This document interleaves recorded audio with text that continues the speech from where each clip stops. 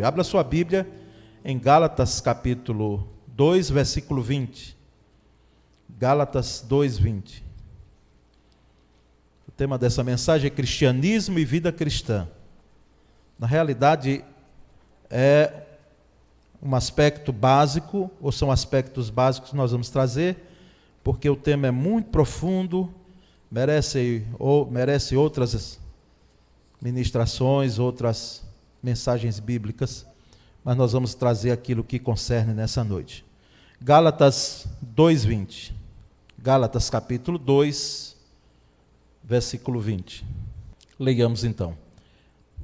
Já estou crucificado com Cristo, e vivo não mais eu, mas Cristo vive em mim.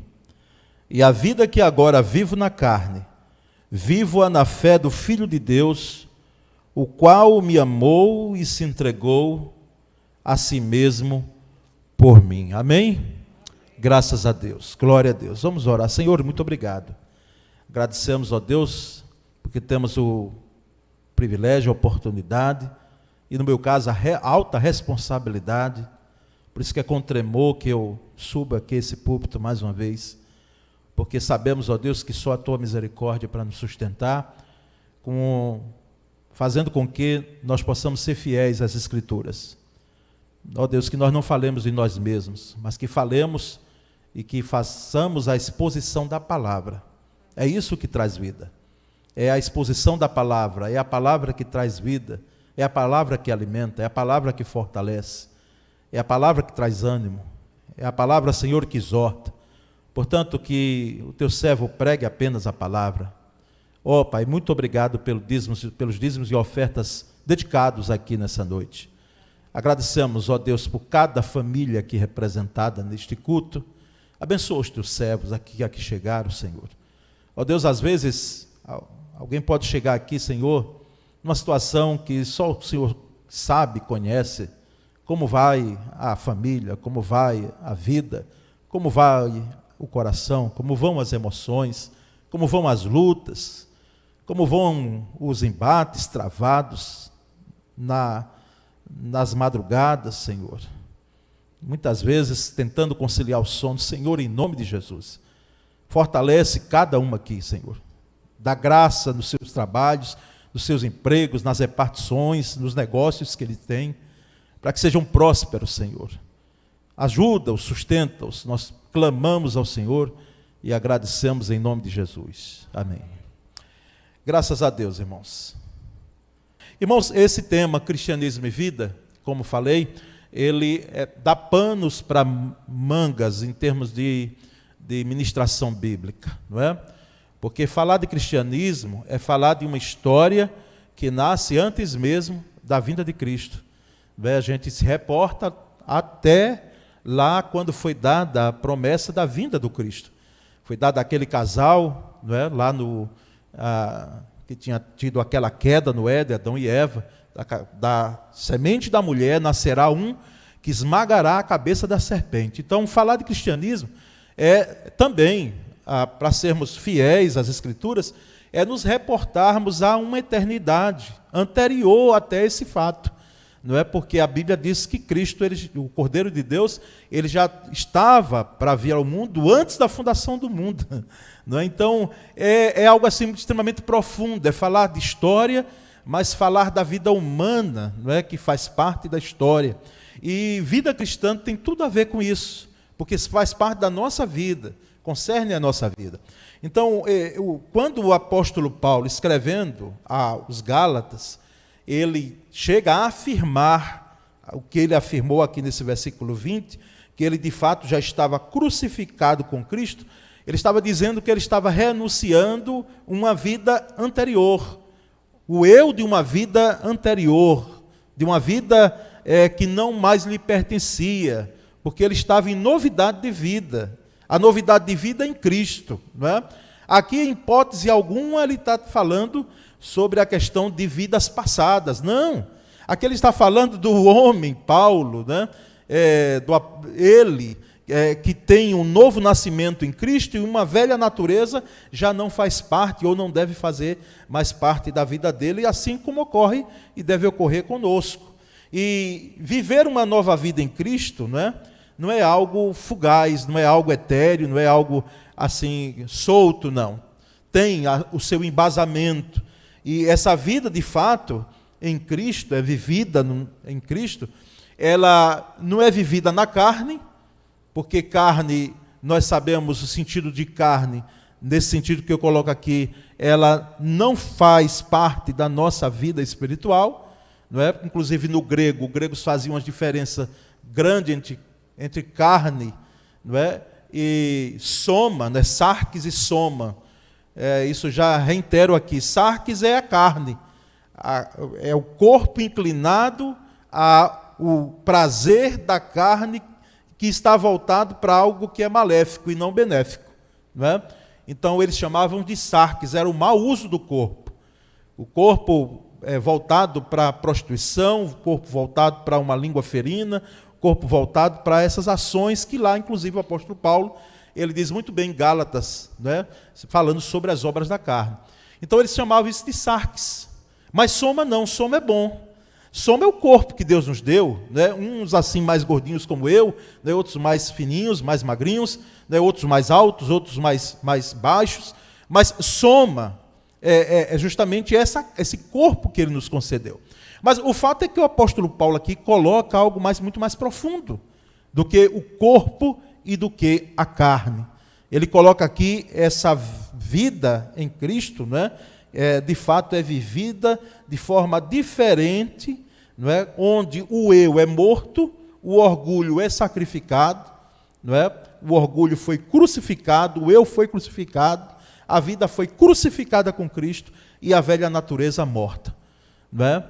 Então aqui é isso que o apóstolo Paulo disse, e diz que o Senhor amou de tal forma, ele vem tratando isso desde o capítulo 2, lá do início, o amor de Cristo, né? E esse se entregou ao mundo, não é? Como diz já em João 3,16, sem nós merecermos. Então esse é um preâmbulo que nós trazemos em relação a esse aspecto do versículo 20 no capítulo 2. Agora quero trazer aqui alguns aspectos, né? Pelo menos alguns, pontuar rapidamente, assim de forma objetiva, mas não tão abrupta, não é? Mas também só para que nós possamos ter uma inteireza daquilo que significa essa questão do cristianismo e a vida cristã. Um primeiro ponto que eu destaco é que, e é uma pergunta, e os três aspectos vêm em forma de pergunta, não é? Eu vou pedir que coloquem aí o banner, chegou aí o material? Coloca aí, porque os irmãos vão acompanhando aqui, não é? Os tópicos, isso ajuda, não é? Podemos aqui estar acompanhando a mensagem. Cristianismo e vida cristã. Então, a primeira pergunta é: quando o cristianismo está comprometido? Quando é que ele está comprometido? O cristianismo. Quando é que ele entra em xeque? Quando é que ele está comprometido? Então, o Blechard, que é um escritor, não é? Um pensador cristão, ele disse que o cristianismo está comprometido quando ele é confortável. Confortável. Não é? A ideia de confortável aqui é justamente alguém que pensa que cristianismo é um mar de rosas, é uma vida isenta de dificuldades, de tribulações, de adversidades. E nós sabemos muito bem que não é isso. Então, ele entra em xeque, pode ficar comprometido, se em nossa fala, se em nosso discurso, se em nossa prática, se o nosso entendimento for voltado para um cristianismo que só traz bem-estar, não é? Que só traz vida mansa. E digo isso porque muitas vezes nós percebemos alguns cristãos, muitas mesmo, não diria nem alguns irmãos com dificuldades de entender como é que Deus permite algumas coisas e por que é que a gente passa por algumas coisas, inclusive por perdas, não é? Perdas na vida, por situações as mais diversas que muitas vezes vêm e assim pega a gente de surpresa. Não pega Deus de surpresa, mas a gente é pego de surpresa. Então, o cristianismo, ele é comprometido quando ele é confortável. E não existe cristianismo confortável, irmãos, não é? Se ele é confortável, ele não é cristianismo. Porque toda a história do cristianismo, o cristianismo sempre foi sinônimo de luta. Sempre foi sinônimo de perseguição. Nós somos um povo perseguido, mas não desde o nascedor da igreja, mas desde lá da antiga aliança. Nós sofremos perseguição e parece que temos esse estigma entre nós, por isso que até alguns irmãos, os discursos se voltam para a perseguição. Não é? A igreja vai ser perseguida, a igreja já é perseguida, meu querido, desde que a igreja é igreja. Não é? Porque nós estamos como nadando contra a maré desse mundo. Então, esse cristianismo não é confortável, mas quando ele se torna fácil, né? Não simples, porque o cristianismo é simples. Há uma simplicidade bonita no cristianismo, maravilhosa. E essa simplicidade incomoda alguns, de tal forma que alguém quer colocar algo a mais, não é? Na simplicidade do cristianismo. Qual é a simplicidade do cristianismo? O próprio Cristo, que é simples, não é? Ele diz, olha, o que é preciso? É arrepender-se e ter fé, para que eu possa ser salvo, ter uma vida eterna em Cristo Jesus. E alguém pode dizer assim, sim, mas é preciso algo mais. É preciso eu fazer isso, fazer aquilo, porque eu não me contento só com isso. Isso é muito pouco. E aí a leitura que as pessoas fazem do pouco, né, do que é ter arrependimento e fé, é uma leitura rasa. Porque arrependimento e fé implicam muito, exigem muito sim. Não é? Pela misericórdia de Deus, Deus nos concede o Espírito Santo que provoca arrependimento, e também o Deus poderoso a quem servimos nos dá a fé, que é um dom gratuito dele, é uma dádiva de Deus, aliás, a fé, junto com a salvação, não é? Que essa fé é necessária. Então, esse cristianismo é simples, mas ele não é fácil, não é? Ele não é simplório, é simples, mas não é simplório, mas não é fácil em hipótese alguma, ele é simples. E não existe, irmãos, cristianismo fácil, não existe. Então esse é o primeiro aspecto que nós queremos destacar com essa pergunta. Quando é que ele está comprometido? Quando nós temos uma ideia de um cristianismo fácil, de um cristianismo confortável, né? De um cristianismo sem luta, sem embate, de um cristianismo onde os seus seguidores, os seguidores de Cristo, eles podem ter um entendimento equivocado de que estão isentos das lutas da vida, dos problemas, das doenças, das enfermidades. Não é? Nós enfrentamos enfermidades. Não vamos nos contentar com elas, porque ninguém vai dizer, puxa, que bom que eu estou, né? Assim, tão doente. Embora na doença Deus é muitas vezes glorificado, sim. Mas eu não vou dizer a você que acho bom, isso em perfeito juízo. Nós queremos a cura, não é? Nós queremos ser sarados, está bem, e cremos num Deus que cura. Mas precisamos ter a visão de um cristianismo não confortável. Não é como se tem muitas vezes propagado aí. Às vezes as pessoas dizem, olha, venha para Cristo que os seus problemas vão acabar. Não, meu irmão, às vezes você vai ter mais problema. Agora, todos os problemas que você tiver, você vai enfrentar em nome de Jesus e vai ser vitorioso, porque Jesus Cristo vai estar com você. Então, essa é a grande questão em relação ao cristianismo e vida cristã. Mas há uma segunda pergunta que eu trago. Quando o cristianismo fracassa? Quando o cristianismo irá fracassar? Porque tem gente dizendo aí, inclusive de nós batistas, olha, a denominação batista vai acabar. Né? Estão aí pré-anunciando, vaticinando o enterro da nossa denominação. Né? Devido às situações, como não é perfeita, como perfeita não é nenhum segmento religioso, né? Mesmo que sendo evangélico, ele tem as suas questões que precisamos sim nos debruçar, melhorar, precisamos e como precisamos. Mas eu vou dizer uma coisa para os irmãos, não vai melhorar assim não, a gente pensando que a coisa vai morrer e das cinzas Deus vai trazer algo, não, eu preciso amar o segmento, a denominação que eu abraço, não é? A igreja, por isso que para mim a melhor igreja é a primeira igreja batista de Aracaju. Talvez quando sair daqui, a melhor igreja será que eu for lá, porque é assim, a melhor denominação batista, a melhor igreja PIBA, não é? penso dessa forma e penso, irmãos, entendo que nós devemos valorizar o que é nosso. Mas, irmãos, em relação ao fracasso da igreja, e aqui não se trata de uma igreja local, né? Porque a igreja local fracassa. Se os irmãos forem à Europa, se os irmãos forem a algumas igrejas até dos Estados Unidos e outros países, onde viveu-se um avivamento muito esplendoroso, maravilhoso. Mas hoje essas igrejas, os irmãos que têm ido lá, e temos gente aqui que já foi, né, são igrejas que hoje são clubes, né, para idosos. Hoje são igrejas que apenas têm as fotos nas paredes, é um museu.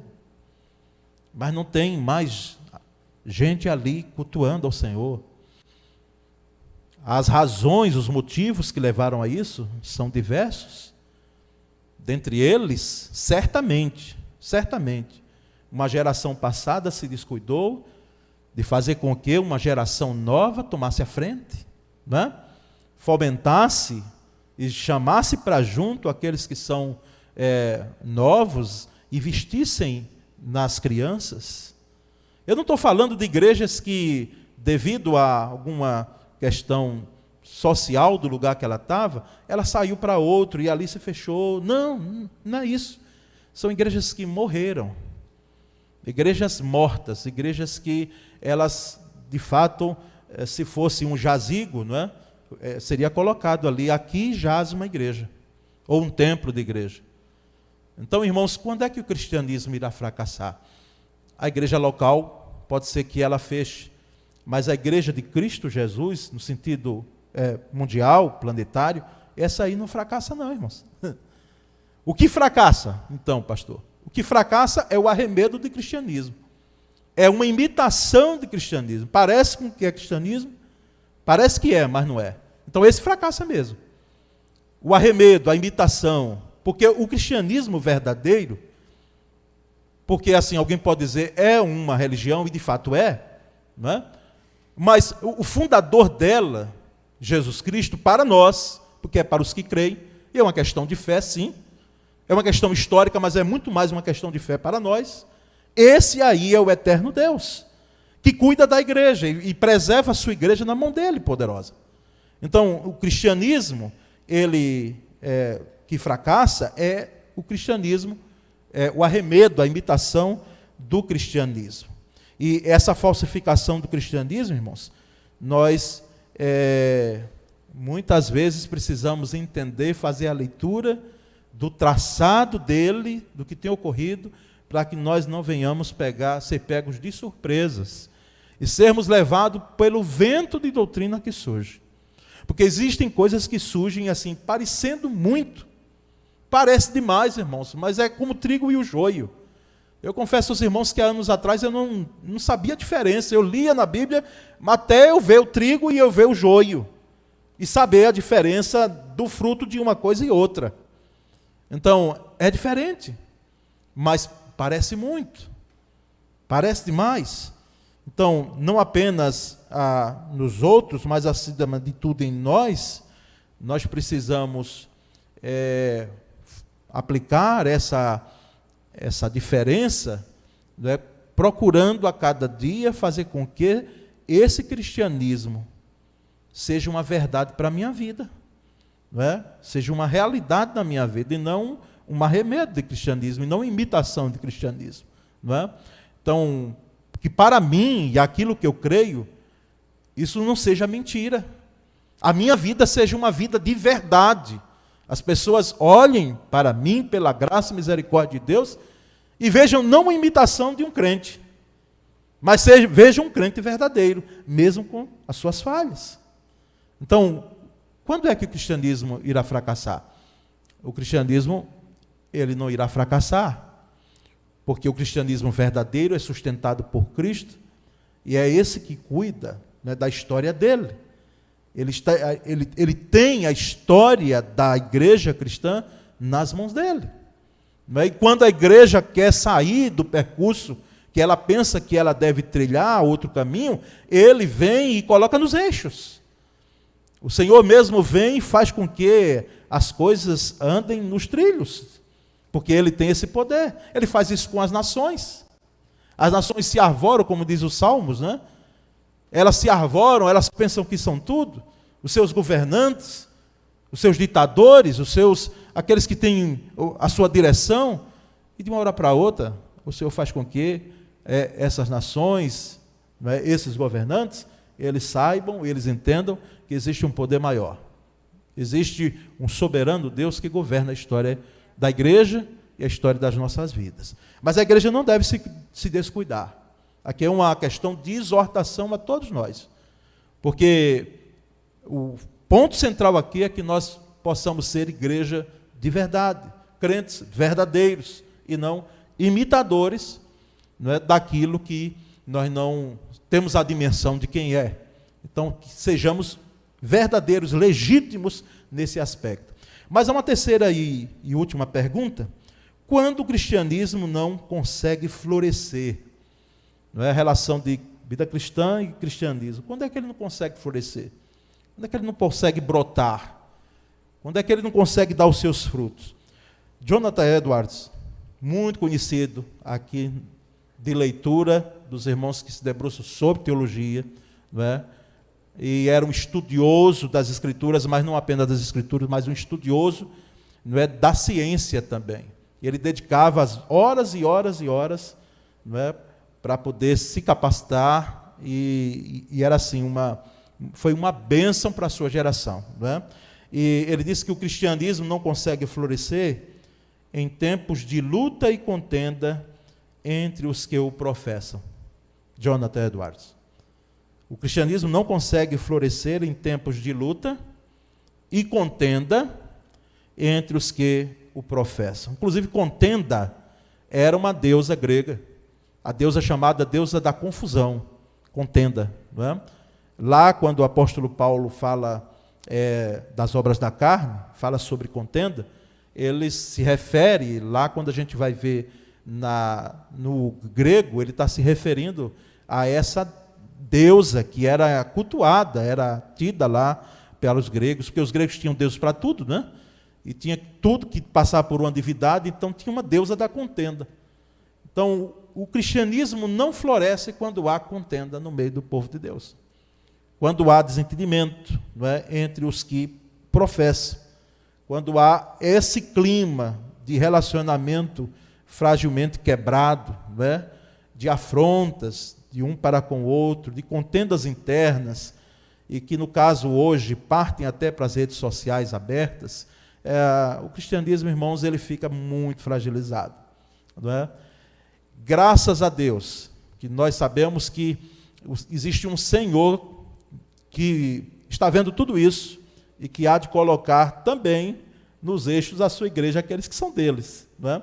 Mas, internamente, em questões de igreja local, né, nós precisamos ter uma mesma fé, como diz a Bíblia, não o mesmo entendimento em algumas questões, que podemos até divergir, podemos até pensar diferente, mas em questões cruciais, irmãos, em relação à doutrina que eu estou falando, não é? Em relação à doutrina, em relação à fé, que nos foi dada, uma vez foi dada aos santos, nós precisamos estar unidos. E nós precisamos ter o respeito mútuo, nós precisamos honrar os outros, nós precisamos levar a carga uns dos outros, porque isso faz parte, não é, do cristianismo, da vida cristã. E o segredo de um cristianismo vigoroso e poderoso, para todos os dias, é estar sempre olhando para Jesus. Sempre olhando para Jesus. Olha, irmãos, às vezes, falando com crente, e alguns vêm em gabinete, falam comigo, expressam as dificuldades que estão tendo, às vezes até de lidar com outros, né? Seja na família, seja na igreja, que eu particularmente acho surpreendente, irmãos. Porque eu vou dizer, reiterar aos irmãos, a gente passa tão pouco tempo aqui, que os problemas, irmãos, deveriam ser muito menos. Como é que a gente passa pouco tempo aqui, e às vezes uma palavra que se diz, uma forma de agir, fere tanto? Das duas umas, irmãos, ou estamos sendo mesmo imprudentes, nesse falar e nesse agir, ou a gente está sendo muito também melindroso. A gente está se ferindo tão pouco assim, pouca coisa. Não é? Das duas, uma. É preciso ter por exemplo, sondar o que é que nos ferimos tanto e por que ferimos também o outro tanto.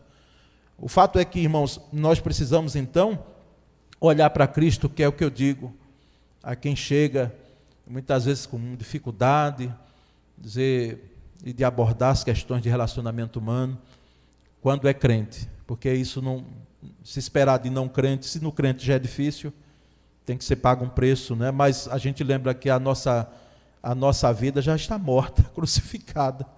Todos nós aqui, irmãos, que professamos seguir a Cristo, nós já morremos para a nossa velha natureza.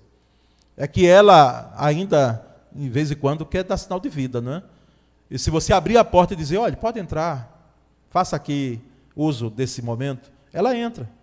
Porque ela está morta, mas ela tem que diariamente, por isso que Jesus disse, aquele que é seguidor dele tem que cada dia pegar a sua cruz, tomar a sua cruz e segui-lo, cada dia. Não era uma vez só, não, porque quem levava uma cruz no tempo de Cristo, ele não voltava mais com vida. Ele era morto, irmãos, naquela cruz que ele levava, não é? Mas quando Jesus vem e diz, olha, aquele que quer ser meu discípulo tem que pegar todo dia a sua cruz e me seguir, ele está dizendo, você tem que todos os dias pagar o preço de ser o meu discípulo. Você tem que renunciar o eu, você tem que crucificar a carne. Você tem que olhar para mim, que sou o seu autor e consumador da sua fé. Se você ficar olhando para as pessoas, não é? Embora, se for lida, tem que dar o exemplo.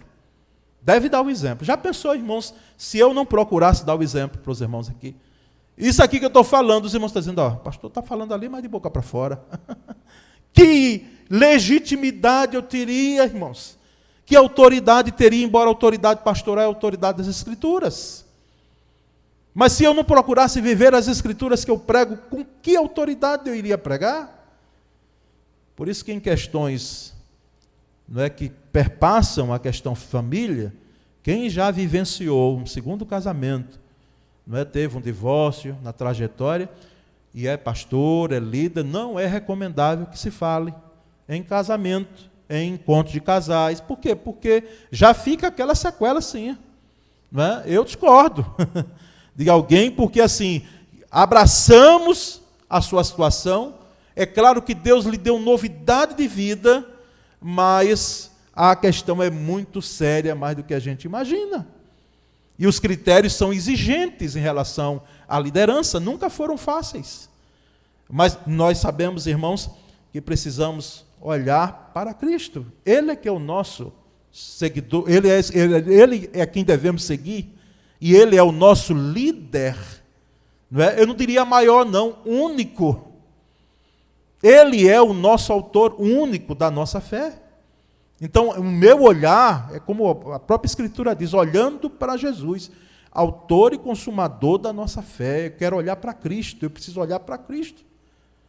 Embora eu sei, sim, que os irmãos, eles acabam influenciando a nossa vida.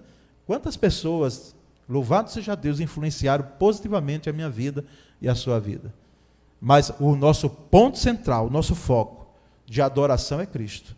E eu posso finalizar, irmãos, essa palavra aqui à igreja, dizendo um pensamento de Max Lucado, né, que é um escritor muito lido, diz que a recompensa do cristianismo é o próprio Cristo. A recompensa de sermos crentes em Cristo Jesus, a recompensa de sermos cristãos, é ter o próprio Cristo. Isso nos basta, isso nos satisfaz, tá certo? Nós somos de Cristo, e Ele, só Ele, nos basta. O que vier junto aí, dentro do pacote, vem como alguém já disse, são os mimos de Deus, né? Os mimos de Deus, as bênçãos de Deus, mas Cristo e só Cristo nos satisfaz, e deve ser assim, porque essa é a essência do cristianismo, não é?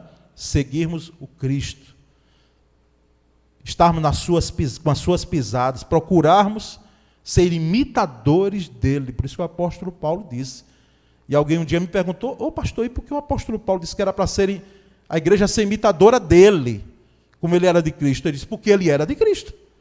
Ele era imitador de Cristo, então ele tinha a autoridade apostólica de dizer, olhem para mim, sigam as minhas pegadas, porque eu tenho e nós temos alguém que está lá na nossa frente, do qual nós todos somos seguidores, não é? Que é o Cristo nosso Senhor.